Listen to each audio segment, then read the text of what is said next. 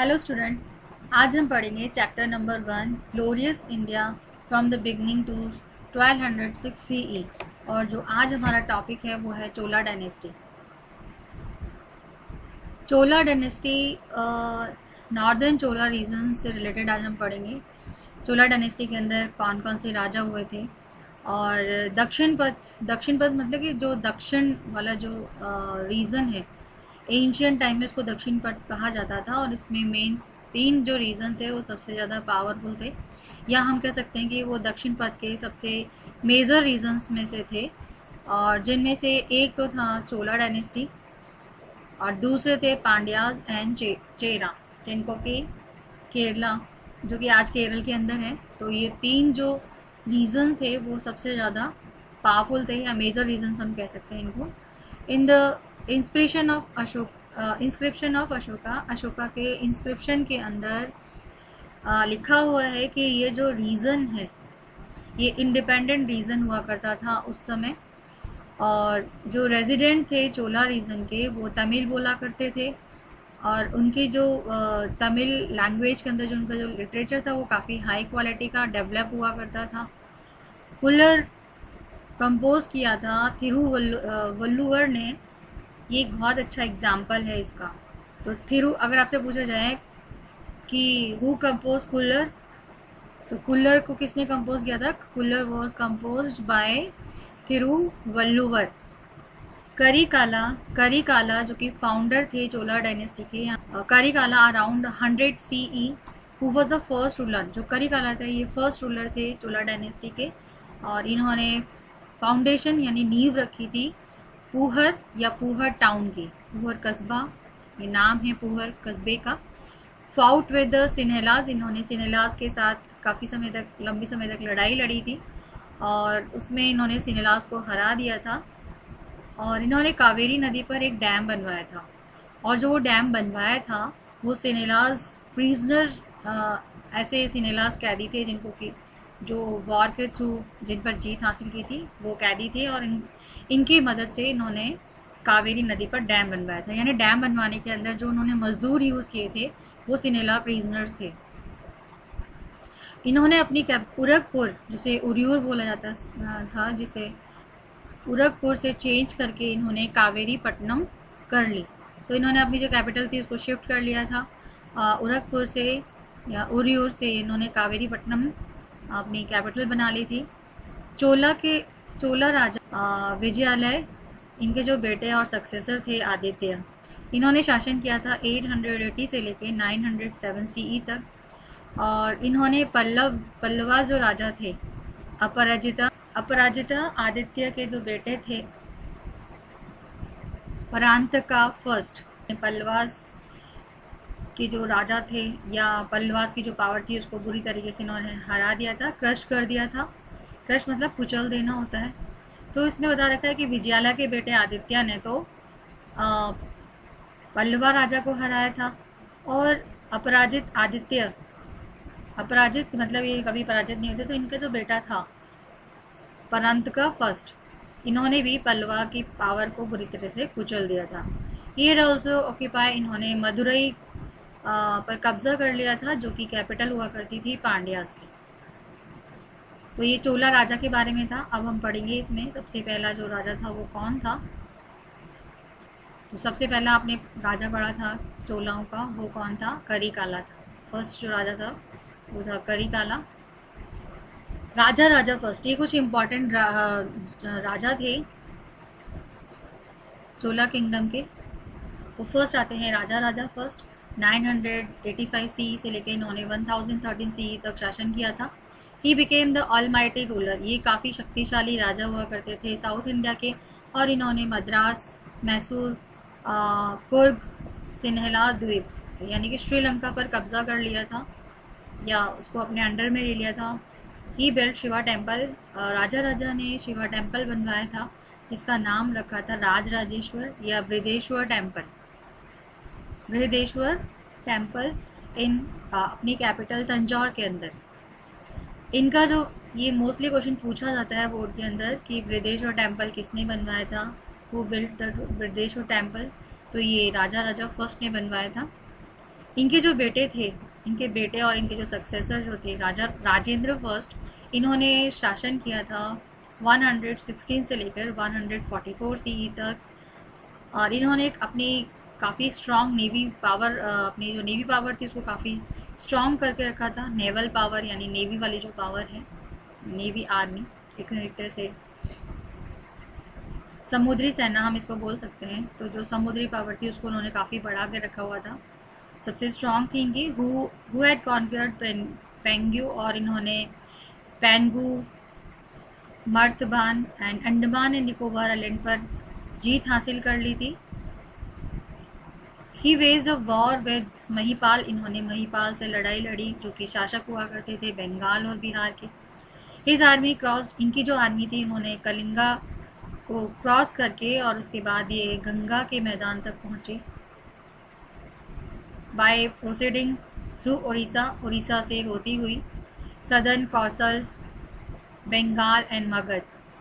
तो ये गंगा पहुंचे और यहाँ पर इन्होंने जीत हासिल कर ली अपनी in order to commemorate this victory. और ये जो इन्होंने जीत हासिल की थी इन सब पर, और इस विक्ट्री, इस जीत की खुशी मनाने के लिए इन्होंने टाइटल गेन किया गैंगी कोंडा का। गैंगी मतलब गंगा और कोंडा मतलब शासन करने वाला। तो एक तरह से गैंगी कोंडा, इन्होंने बोला कि गंगा पर इन्होंने कब्जा कर लिया था, तो गंगा पर इनका शासन हो गया था। तो इनको इन्होंने टाइटल लिया गैंगी कोंडा का। इनके जो बेटे और सक्सेसर थे राजाधिराज, इन्होंने शासन किया 144 सीई से लेकर 154 सीई तक। Was killed during the battle of Koppam, ये मारे गए बैटल ऑफ कोप्पम के अंदर while fighting with Chalukyas king, जब वो चालुक्य राजा सोमेश्वर से लड़ाई लड़ रहे थे। बट वीर राजेंद्र ने 1034 सीई से लेकर 1069 सीई तक शासन किया था। डिफीट द चालुक्य, इन्होंने चालुक्यास को हरा दिया इन द बैटल ऑफ कुंडल संगमम। जो राजाधिराज थे इन्होंने लड़ाई लड़ी थी जब चालुक्य राजा से, सोमेश्वर से। तो ये मारे गए उस लड़ाई के अंदर। तो एक तरह से सोमेश्वर का जो था वो राज हो गया वहाँ पर। देन उसके बाद जो वीर राजेंद्र थे, इन्होंने फिर चालुक्य राजा को हराया, जिनका नाम था, जो चालुक्य राजा थे, defeated Chalukya in the battle of कुंडल संगमम। कुंडल संगमम की जो लड़ाई थी उसमें इन्होंने चालुक्यास को हरा दिया। एंड टुक रिवेंज, और इन्होंने बदला ले लिया पहले की हार का। अर्लियर डिफीटेड मतलब पहले की हार का। जो चालुक्यास ने पहले इनको हराया, तो इनमें लड़ाई चलती रही है, कभी चालुक्यास, कभी चेरा, कभी चोला, तो इनमें हमेशा लड़ाई चलती रही है। तो चालुक्यास और चोला के बीच में। तो फिर पहले आपने देखा कि चालुक्यास ने हराया इनको, देन फिर उसके बाद वापस से जो वीर राजेंद्र थे इन्होंने चालुक्यास को हरा दिया। And soon after a battle of succession, और उसके बाद क्या हुआ कि वापस से battle of succession began among the Cholas. अब ये तो थे, इनको बना दिया गया था सक्सेसर, लेकिन बाद में चोलास के बीच में, मतलब इन्हीं में गद्दी पर बैठने के लिए लड़ाइयाँ होने लगी। एज अ रिजल्ट दिस, और इसके परिणाम स्वरूप राजेंद्र कोलोटुंगा फर्स्ट, इन्होंने शासन किया था 1070 से लेकर 1122 सीई तक। ये गद्दी पर बैठे। राजेंद्र कोलुटुंगा की जो माँ थी वो चोला प्रिंसेस थी, और जो इनके जो पिता थे वो चालुक्य किंगडम से बिलोंग करते थे। यानी कि जो राजेंद्र कोलुटुंगा दोनों परिवार से बिलोंग करते थे, चालुक्य और चोला दोनों। माँ तो इनकी चोला प्रिंसेस थी और जो फादर थे वो चालुक्य किंगडम से बिलोंग करते थे। तो इस तरीके से जो कोलुटुंगा एक नया डायनेस्टी इस्टेब्लिश की, और उसका उन्होंने नाम रखा चालुक्य चोला डायनेस्टी, क्योंकि इसके अंदर चालुक्य और चोला दोनों ही शामिल थे। और फिर इन्होंने 40 साल तक शासन किया। तो ये तो था चोला डायनेस्टी के बारे में। बाद में चालुक्य एंड चोला दोनों एक हो गए। अब हम पढ़ेंगे चोला एडमिनिस्ट्रेशन के बारे में। Chola administration based on gram panchayat system. Chola administration जो है वो ये आपसे एग्ज़ाम के अंदर भी पूछा जाता है, इम्पॉर्टेंट है ये। तो जो चोला एडमिनिस्ट्रेशन है वो ग्राम पंचायत सिस्टम पर बेस्ड हुआ करता था। With the view of facilitate administration of Chola kingdom is divided into 6 provinces. और एडमिनिस्ट्रेशन को फैसिलिटी प्रोवाइड करने के लिए जो चोला किंगडम था उन्होंने इसको 6 प्रोविंसेस के अंदर बांटा, विच वर नोन एज मंडलम। ये बहुत इंपॉर्टेंट है, 6 प्रोविंसेस में बांटा और जिसको कि मंडलम के नाम से जाना जाता था। प्रोविंसेस मीन्स मंडलम, ठीक है। दैन उसके बाद आता है कोट्टम। कोट्टम वॉज अ सब यूनिट ऑफ मंडलम। जो कोट्टम था वो सब यूनिट था मंडलम का, यानी कि मंडलम से छोटा। दैन उसके बाद नाडू आता है, नाडू, कुरम एंड ग्राम, ये कोट्टम की सब यूनिट है। The smallest unit of administration was gram sabha, और जो सबसे छोटी यूनिट है एडमिनिस्ट्रेशन की वो ग्राम सभा हुआ करती है। अब आप इसको समझने के लिए ऐसे समझिए, प्रोविंसेस मतलब हो गया स्टेट, ठीक है, जिसे कि मंडलम कहते थे, और कोट्टम मतलब हो गया आपके डिस्ट्रिक्ट्स, जो कि मंडलम के सब यूनिट है। तो जैसे कि स्टेट का सब यूनिट क्या हो गया, डिस्ट्रिक्ट। और जो नाडू है, तो नाडू डिस्ट्रिक्ट के नीचे जो आ जाते हैं आपके तहसील, या आप कह सकते हैं इसके अलावा जो और छोटा जैसे सिटी वगैरह हो गए, और इसके अलावा जो गांव हो गए, इनको कोट्टम कहा जाता था, ठीक है। कोट्टम की ये सब यूनिट थे कोट्टम की, तो जिसमें आपके नाडू, कुर्रम और ग्राम आ जाते थे। तो इसमें आप मान सकते हैं डिस्ट्रिक्ट के अंदर तहसील वगैरह आ गया, तहसील आ गया, फिर उसके बाद सिटी आ गई, सिटी के अंदर गांव आ गया। तो और जो सबसे छोटी जो एडमिनिस्ट्रेशन की यूनिट हुआ करती थी उसको ग्राम सभा कहा जाता था, या ग्राम सभा एडमिनिस्ट्रेशन की सबसे छोटी यूनिट हुआ करती थी। In rock edict assembly of Nadu has been called नट्टर।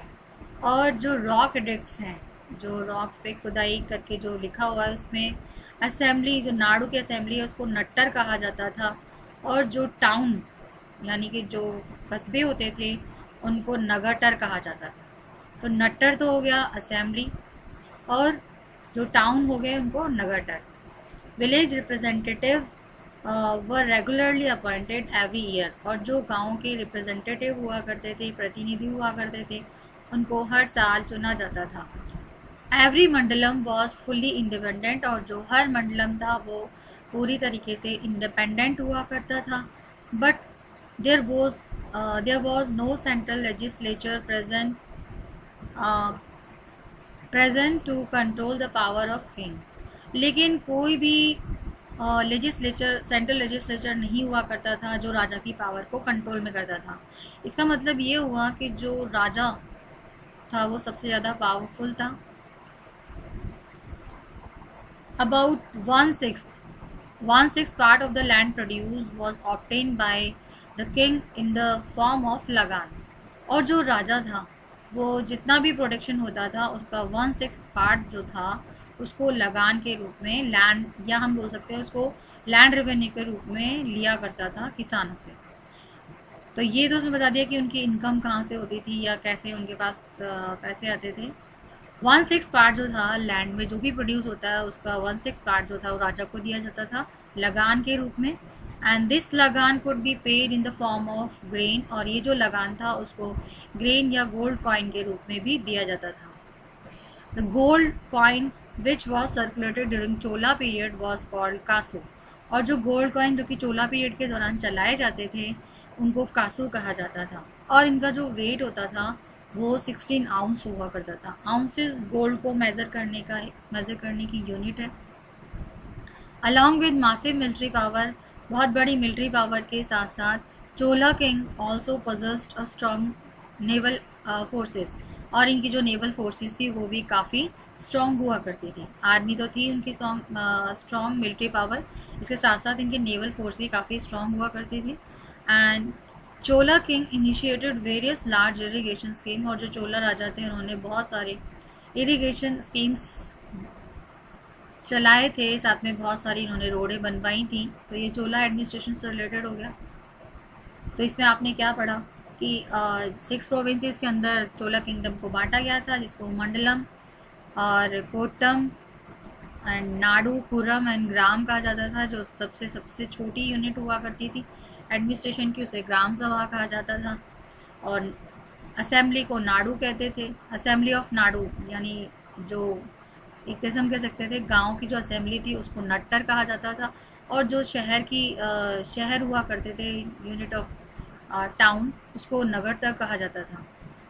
Village representative का हमेशा हर साल रेगुलरली अपॉइंटमेंट हुआ करता था, और जो मंडलम थे वो पूरी तरह से इंडिपेंडेंट हुआ करते थे। इस पर किसी भी सेंट्रल लेजिस्लेचर नहीं हुआ करता था जो राजा की पावर को कंट्रोल करता।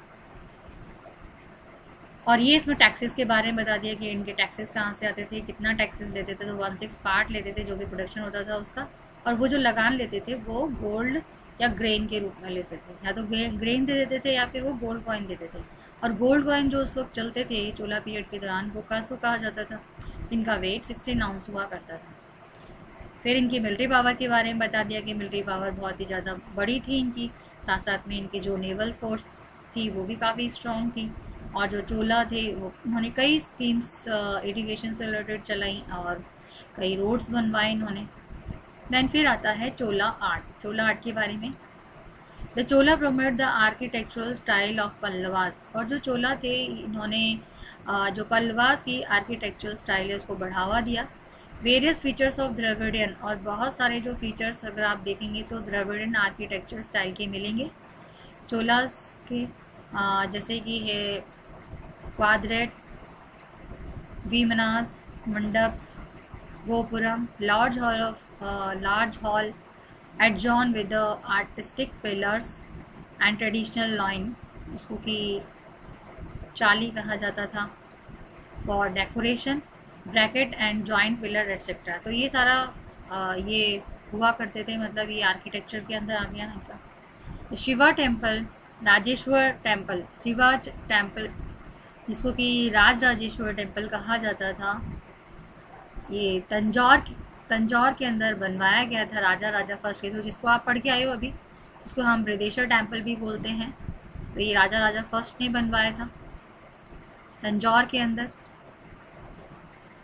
ये बहुत अच्छा एग्जाम्पल है द्रविडियन स्टाइल का, द्रविडियन आर्किटेक्चरल स्टाइल का। The system of canal in the south India, और जो सिस्टम था कैनल का साउथ इंडिया के अंदर, ये गिफ्ट था चोला की तरफ से। चोला ने ही जो चोला राजा थे इन्होंने ही बहुत सारी कैनल्स बनवाई थी साउथ के अंदर। टेम्पल ऑफ चिदम्बरम, जो चिदम्बरम का जो टेम्पल था, और साथ में and Tanjore are the best among the Chola temple. और तंजौर का जो टेम्पल था, तंजौर के अंदर जो टेम्पल थे वो सबसे बेस्ट टेम्पल माने जाते हैं चोला टेम्पल्स में। द कॉपर स्टैचू, और कॉपर स्टैचू भी नटराज का, Nataraja Shiva, build during the Chola period, इसको बनवाया गया था चोला पीरियड के दौरान। इसको भी बेस्ट के रूप में याद किया जाता है। ये भी बहुत अच्छा आर्ट के रूप में बेस्ट आर्ट है ये। Gopuram style of the building, और जो गोपुरम है स्टाइल के टेम्पल्स वगैरह बनवाए गए थे, डेवलप इन दिस पीरियड, इस पीरियड के अंदर। देन फिर आता है society. Chola Kings were the followers of, Chola king were the follower of Shiva sect. जो चोला राजा हुआ करते थे वो शिवा सेक्ट के फॉलोअर्स हुआ करते थे, यानी शिवा सेक्ट को मानने वाले थे, शिव भगवान के भक्त थे। In the record of royal Kings, और जो भी रॉयल किंग्स के रिकॉर्ड मिले हैं, परफॉर्मेंस एंड अश्वमेध यंजना हैज़ ऑल्सो बीन मैंशन्ड, तो उसमें जो अश्वमेध यज्ञ वगैरह है इसको भी बताया गया है।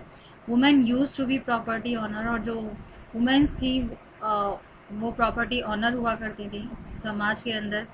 दास and devadasi system also prevalent, और उस समय दास और देवदासी सिस्टम था वो प्रेवलेंट था, मौजूद था चोला पीरियड के दौरान। दास और देवदासी हुआ करते थे। देवदासी ये टेम्पल के अंदर इनका काम था डांस वगैरह करना, मंदिर में जो भगवान थे उनकी सेवा करना, तो देवदासी वगैरह होते थे उस टाइम। देन फिर आता है Pallava dynasty. Pallava, the rulers of this dynasties ruled upon the modern district, और इस डायनेस्टी के जो रूलर्स थे, शासक थे, वो मॉडर्न डिस्ट्रिक्ट जैसे कि अर्कोट, मद्रास, तिरुचिरापल्ली, तंजौर इन पर शासन किया करते थे। अमंग द इंस्क्रिप्शन में ये बताया गया है कि जो फर्स्ट पल्लव राजा थे उनका नाम था विष्णुगोपा। तो आपसे पूछा जा सकता है सबसे पहले पल्लव राजा कौन थे, तो वो थे विष्णुगोपा कांची के अंदर। एंड उसके बाद आए Simha Vishnu ascended the throne in the second half of the 6th century. और 6th सेंचुरी के सेकेंड हाफ, जो 6th सेंचुरी थी उसमें जो सिम्हा विष्णु थे ये गद्दी पर बैठे। आफ्टर दैट उसके बाद जो पल्लवा थे उन्होंने रूल किया 2 सेंचुरी तक, यानी कि 200 साल तक। मेजर पल्लवा किंग जो हुआ करते थे वो थे महेंद्र वर्मन फर्स्ट। अराउंड 600 से लेकर उन्होंने 625 BC तक शासन किया था।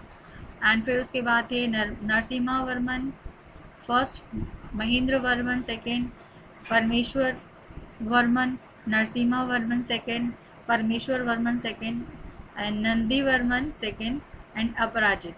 तो ये कुछ पल्लवा डायनेस्टी के शासक हुआ करते थे, रूलर हुआ करते थे।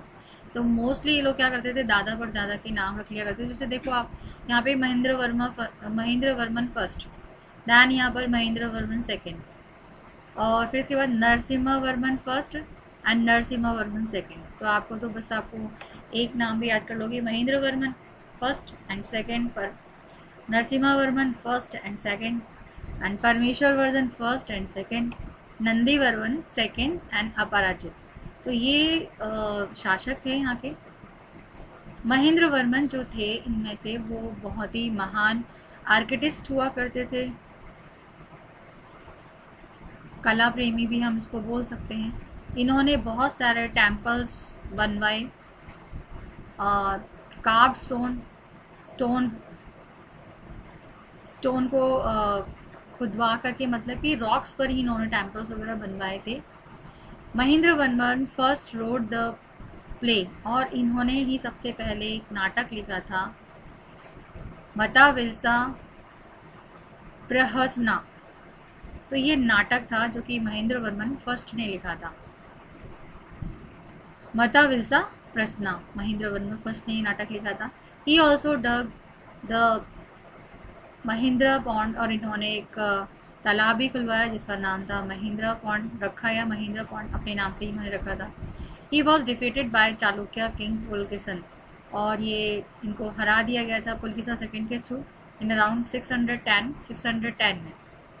महेंद्र का जो बेटा और जो उसका सक्सेसर था नरसिम्हा वर्मन, इन्होंने, जिसको कि महामल्ला के नाम से जानते थे, इन्होंने पुलकेशन सेकेंड को हरा दिया। अब आप देखोगे सबसे पहले महेंद्र वर्मन थे, महेंद्र वर्मन को हराया पुलकेशन सेकेंड ने, और फिर महेंद्र वर्मन का जो बेटा था नरसिम्हा वर्मन, इन्होंने हरा दिया पुलकेशन सेकेंड को 642 CE के अंदर, और उन्होंने उनकी जो कैपिटल थी वतापी उस पर कब्जा कर लिया। बट चालुक्य टुक रिवेंज, लेकिन जो चालुक्य थे उन्होंने बदला ले लिया अपनी हार का 655 CE के अंदर। चालुक्य राजा विक्रमादित्य फर्स्ट डिफीटेड पल्लवास, जो चालुक्य के राजा थे विक्रमादित्य, उन्होंने पल्लवा के राजा परमेश्वर वर्मन को हरा दिया एंड ऑक्यूपाई हिज कैपिटल, और उन्होंने वापस से अपनी कैपिटल कांची पर कब्जा कर लिया। तो आप क्या देख रहे हैं इसके अंदर कि पल्लवास और चालुक्य के बीच में लड़ाई चल रही है, कभी कोई जीतता है कभी कोई हारता है। The initial Pallava rulers establish the town, और उसी समय उन्होंने एक टाउन स्टैब्लिश किया जिसका नाम था मामल्लापुरम, जिसे कि महाबलीपुरम के नाम से भी जानते हैं। एंड बिल्ड 5 चैरेट टेम्पल, और इन्होंने 5 चैरेट टेम्पल बनाया। चैरेट मतलब होता है रथ, तो जिसमें कि 5 घोड़े लगे हुए थे, ऐसा इन्होंने 5 चैरेट टेम्पल बनाया ओवर देयर। और हेयर रॉक कट स्टैचूज, और रॉक को काट करके ही इन्होंने मूर्ति वगैरह बनवाई। Have been carved Pallava rulers build temple in Kanchi, तो जो टेम्पल्स थे वो भी इन्होंने रॉक को काट कर ही बनवाए थे कांची के अंदर। Some of the Pallava rulers were worshipper, और कुछ जो पल्लव के शासक हुआ करते थे वो विष्णु भगवान के भक्त हुआ करते थे, उनकी पूजा करते थे। While several other worship Shiva, तो इसमें ये बता रखा है कि पल्लव रूलर्स में कुछ विष्णु भगवान को मानते थे तो कुछ शिव भगवान को मानते थे। ये पल्लव एम्पायर के बारे में इसमें बता रखा है, पल्लवा एम्पायर का ये है Pallava empire.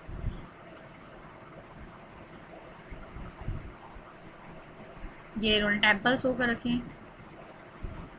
Mahamallapuram style architecture Pallava period के अंदर बनाया था। तो ये रॉक है, रॉक के इन्होंने इसी को खुदवा कर इसी के ऊपर इन्होंने ये बनवाए हैं मूर्ति वगैरह। और ये जो टेम्पल है पल्लवा पीरियड का, ये भी रॉक ही था, रॉक को काट कर इन्होंने टेम्पल बनवाया है। देन फिर आता है Chalukya dynasty. Chalukya king Pulakeshin first. Chalukya का जो राजा था पुलकेशन फर्स्ट, अश्वमेध, इन्होंने अश्वमेध यज्ञ किए, अश्वमेधा यज्ञ। अश्वमेधा यज्ञ आपने रामायण के अंदर भी सुना था। अश्वमेध यज्ञ जो करते थे उसमें ये लोग घोड़ा छोड़ा करते थे, और ये जो घोड़ा जहाँ जहाँ जाता था वो राज्य इनका हो जाता था। तो जो चालुक्य के राजा पुलकेशिन फर्स्ट थे, इन्होंने ऐसे ही अश्वमेध यज्ञ किया। चालुक्य जो वतापी रूल, और जो चालुक्य थे वतापी के, इन्होंने 550 से लेकर 757 सी तक शासन किया था, जिनमें से बीच में कुछ इंटरप्शन हो गया था 642 से 655 के बीच में। तो यानी कि इसमें कोई और इसमें आ गए थे, चालुक्य पल्लवा के बीच में लड़ाई चली थी तो यहाँ पल्लवा आ गए थे। Among Chalukya rulers, Chalukya rulers में जो फोर्थ राजा थे पुलकेशिन सेकंड। तो अभी आपने देखा था कि पुलकेशिन वन, पुलकेशिन सेकंड, वहाँ पे महेंद्र वर्मन है, नरसिम्हा वर्मन है। ऐसे चालुक्य के अंदर पुलकेशिन फर्स्ट, देन उसके बाद फोर्थ जो राजा थे पुलकेशिन सेकंड आ गए। ये सबसे ज़्यादा मोस्ट फेमस रूलर हुआ करते थे। इन्होंने ये गद्दी पर बैठे थे 608 सी के अंदर, और इन्होंने अपने एम्पायर को बढ़ाया था नर्मदा नदी से लेकर नाउ, जो कि नॉर्थ में थी, in the north to Kaveri in the south. Narmada north से लेकर कावेरी नदी जो साउथ तक, वहाँ तक इन्होंने अपने राज्य को फैलाया। He was defeated by Pallava king, और ये पल्लवा के जो राजा थे नरसिम्हा वर्मन से हार गए थे 642 सी के अंदर। तो इसलिए जो 642 से 655 सी जो दे रखा है, उस समय यहाँ पर जो शासन था वो नरसिम्हा वर्मन का था, जो कि राजा था पल्लवा डायनेस्टी का। फिर उसके बाद पुलकेशिन का जो बेटा था, पुलकेशिन सेकेंड, इसका जो बेटा था विक्रमादित्य सेकेंड, इन्होंने वापस से चालुक्य की ग्लोरी को रीस्टैब्लिश किया। मतलब वापस इन्होंने जीत हासिल कर ली पल्लवास पर, और अपनी जो डायनेस्टी थी उसको उन्होंने रीस्टैब्लिश किया विक्रमादित्य सेकेंड ने। और ये किसका बेटा था? ये पुलकेशिन का बेटा था। Chalukya king Vikramaditya second defeated the Rashtrakuta king, और जो चालुक्य राजा विक्रमादित्य जो था उसने राष्ट्रकूटा के राजा को हरा दिया 1973 सीई के अंदर, और उन्होंने नई चालुक्य डायनेस्टी स्टैब्लिश की थी, मेकिंग कल्याणी, और कल्याणी को उसकी कैपिटल बनाया था।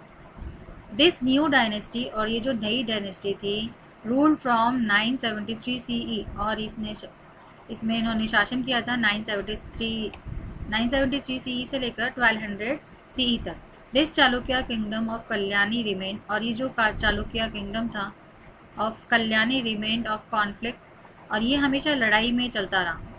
ये जो चालुक्य किंगडम था ऑफ कल्याणी, कल्याणी का ये कॉन्फ्लिक्ट होता रहा इनका with Chola rulers for long time. Chola जो शासक थे इनके साथ बहुत लंबे समय तक इनकी लड़ाइयाँ चलती रही। चोला के जो राजा थे, राजा defeated the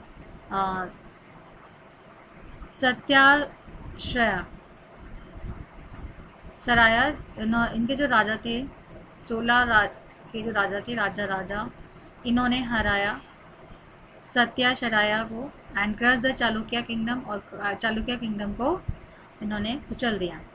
but the Someshwar first, जो सोमेश्वर फर्स्ट थे, उन्होंने बदला लिया अपनी हार का by not only defeating Chola king, Rajadhiraja को बुरी तरीके से हरा करके in the battle of Koppam, but also he assassinated Rajadhiraja. न केवल उनको हरा करके बदला लिया, बल्कि उन्होंने राजाधिराज को मार दिया इस लड़ाई के अंदर। द सेवेंथ किंग विक्रमादित्य, और जो सातवें राजा थे Vikramaditya sixth, who was famous by the name, जो कि फेमस थे विक्रमांका के नाम से। विक्रमांका के नाम से इन्होंने कांची पर कब्जा कर लिया, और साथ में इन्होंने प्रोटेक्शन दिया जो जाने माने कवि हुआ करते थे उस समय बिल्हन को, जो बेलहना थे, इन्होंने एक किताब लिखी थी जिसका नाम था विक्रमांका देवचरिता। तो ये देवचरित मतलब ये विक्रमांका यानी कि जो विक्रमादित्य थे, इन्हीं के तारीफ में इन्होंने किताब लिखी थी और इसको उन्होंने नाम दिया था Vikramanka Devacharita, which was based on the life of Vikramaditya, जो कि विक्रमादित्य की लाइफ पर बेस्ड हुआ करती थी।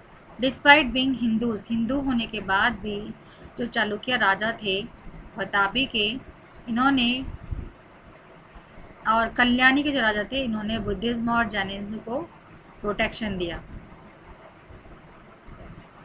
यानी इनको इन्होंने इनकी रक्षा की, बुद्धिज्म और जैनिज्म की। The Chalukya king built many temples, और जो चालुक्य राजा थे उन्होंने बहुत सारे मंदिर बनवाए थे। फेमस लॉयर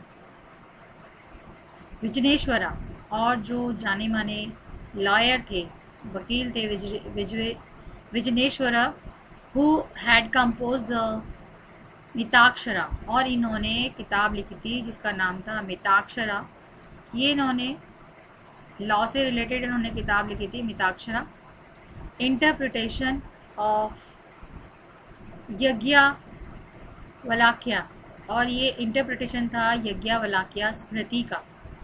तो ये दूसरी किताब थी, इसको इन्होंने अपनी लैंग्वेज के अंदर इसको इंटरप्रिटेशन किया था मिताक्षरा के नाम से। लिव्ड इन कल्याणी, यज्ञवल्क्य स्मृति की जो स्मृति थी उसको उन्होंने इंटरप्रिटेशन किया था, जो कि कल्याणी के अंदर रहते थे। Which was the capital of Chalukya, जो कि चालुक्य की कैपिटल हुआ करती थी। तो ये किसके बारे में बता रहे हैं? जो लॉयर है विजनेश्वरा, ये कल्याणी के अंदर रहते थे और इन्होंने यज्ञवल्क्य स्मृति को इंटरप्रेट किया था मिताक्षरा के नाम से। इंटरप्रिटेशन मतलब होता है चेंज करके लिखना, जो भी लैंग्वेज होती है उसको लैंग्वेज बदल करके अपनी लैंग्वेज के अंदर लिखना। और Mitakshara is regarded as the official book,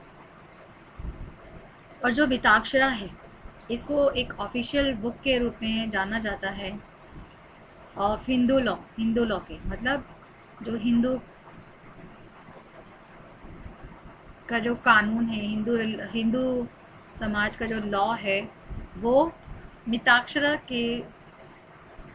जो किताब है उसमें इसके बारे में लिखा हुआ है, हिंदू लॉ के बारे में। तो ये सारे टेम्पल्स हैं जो चोला पीरियड्स के दौरान बनवाए गए थे। अब आपका आता है external invasion and assimilation, Sakya, Hunas and Kushans. इसके बारे में हम नेक्स्ट वीडियो के अंदर पढ़ेंगे। तो जब तक जो मैंने आपको पढ़ाया उसे आपको पढ़ना है। Okay, bye, have a nice day.